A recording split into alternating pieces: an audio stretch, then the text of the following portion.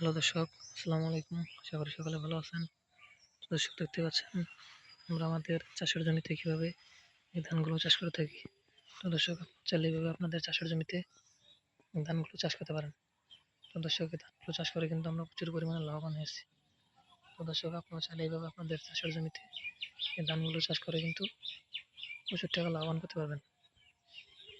তো দর্শক দেখতে পাচ্ছেন কিন্তু আমরা আমাদের পুরো জমিতে কিন্তু এভাবে এই ধানগুলো চাষ করেছি। তো দর্শক এই ধানগুলো চাষ করে কিন্তু আমরা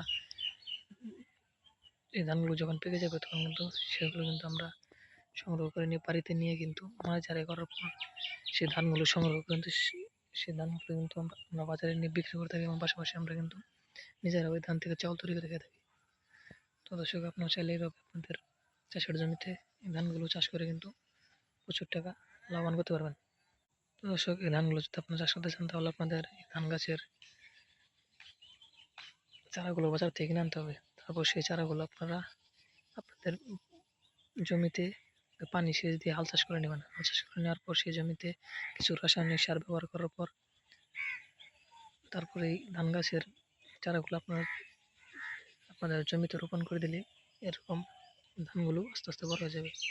যখন এরকম আপনাদের ধানগুলো বড় হয়ে যাবে তখন কিন্তু এই ধান থেকে কিন্তু এরকম কুশি দিয়ে কিন্তু ধানগুলো বের হবে। যখন এই ধানগুলো পেকে যাবে তখন আপনারা সেগুলো সংগ্রহ করে সেগুলো বাড়িতে নিয়ে মাছ ঝাড়াই করার পর সেখান থেকে ধান সংগ্রহ করে আপনারা সেই ধানগুলো বাজারে নিয়ে বিক্রি করতে পারবেন এবং পাশাপাশি আপনারা নিজেরাও সেই ধান থেকে চাউল তৈরি করে খেতে পারবেন।